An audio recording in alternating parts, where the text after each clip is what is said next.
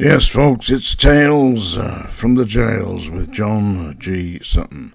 I'm going to talk today about an issue that's in the news at the moment about the police attending mental health emergencies.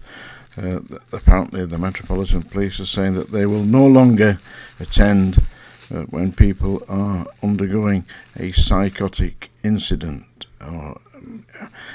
Problem is that, of course, who will attend? You see, what's been happening is somebody suddenly had a mental breakdown or whatever it is and gone off and started to commit damage whilst deranged, not in their right mind, so to speak. The police have taken them and to hospital for assessment. Of course, that means the police have to stay with them, and they've been averaging stays of about 10 hours whilst the individuals are assessed by nursing and medical professionals. So now the Metropolitan Police are no longer going to attend. Of course, one of the big problems is that a lot of people with mental health issues end up in prison. And when they're in prison, there's very little treatment offered for inmates who are psychologically damaged and virtually insane. Of course, they are. Their institutions, the infamous institutions such as Broadmoor, Ashworth, which used to be called Park Lane, by the way, and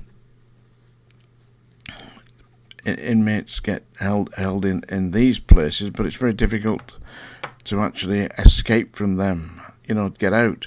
Even, you see, the problem is, if you are mentally ill and you're in there, how do you convince somebody that you're not?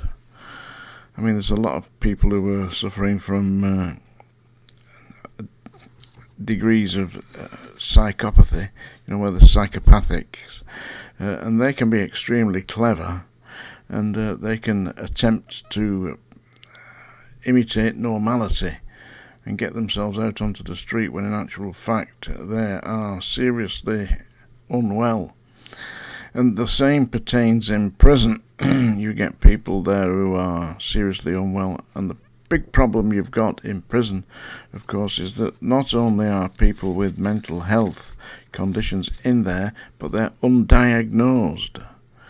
Yeah, so that you don't exactly know, and you're putting these people, as a prison officer, you're putting these people into cells with other people, closing the door.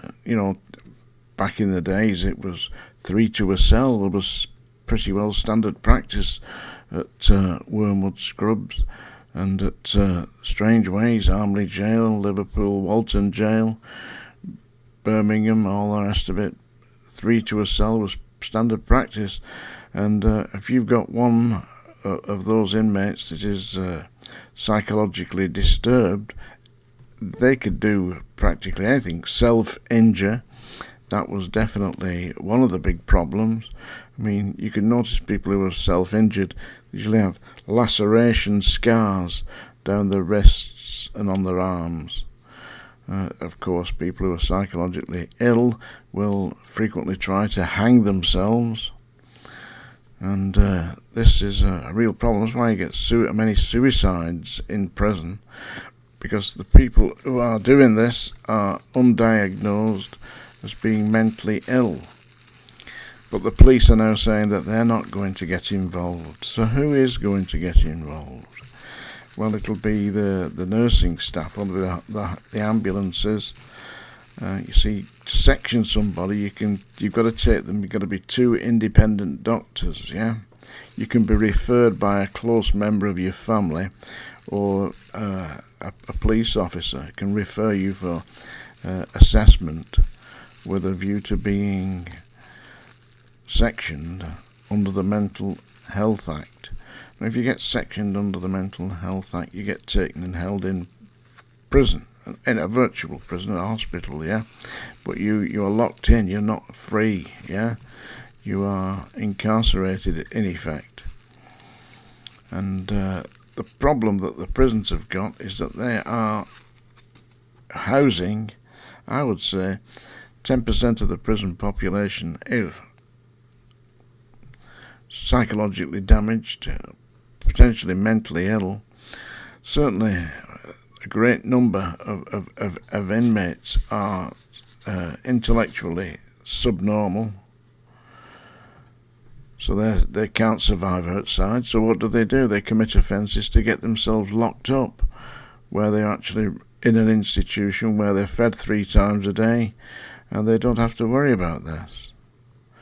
But because they can't worry about it, because they don't have the intellectual capability of surviving outside of prison or outside of an institution such as Broadmoor, Rampton, Ashworth, long-term mental health hospitals, or the prison system. And believe me, the prison system is one of the places where people who are suffering from psychological issues are held, and it's a real problem for staff.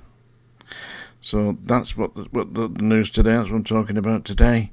That should the police actually intervene, or should it be medical professionals? Up to now, it's been it takes a lot of police time. So from now on, the Metropolitan Police are not answering calls for people who are suffering from serious damage, mental health issues. They are not attending. And now I'm going to... I'm not going to sing to you, though. I'm going to read you a poem, possibly one of the most famous poems in English literature. This is by William Wordsworth, and I'm sure you all know the poem. It's Daffodils. And Wordsworth wrote it when he was living in the Lake District at Dove Cottage. And Dove Cottage is near Grasmere, which is just past Windermere. Keep going as if you're heading towards Keswick, and you'll come to Grasmere. And Dove Cottage, it's open to the public now. I've been round Dove Cottage, yeah. And he is actually buried at Grasmere, along with his sister Dorothy. Yeah. William Wordsworth, Daffodils. I wandered lonely as a cloud that floats on high o'er vales and hills, when all at once I saw a crowd, a host of golden daffodils, under the lake beside the trees, fluttering and dancing in the breeze. Continuous as the stars that shine and twinkle in the Milky Way, they stretch in never-ending line along the margin of a bay. 10,000 saw I at a glance, tossing their heads in sprightly dance. The waves beside them dance, but they outdid the sparkling waves in glee. A poet could not but be gay in such a jocund company. I gazed and gazed, but little thought what wealth the show to me had brought. For oft, when on my couch I lie, in vacant or in pensive mood, they flash upon the inward eye, that is the bliss of solitude. And then my heart with pleasure fills, and dances with the daffodils. That was Daffodils by William Wordsworth. Thank you very much for watching Tales from the Jails today. Don't forget to like, subscribe, leave some comments if you will, and maybe read my book.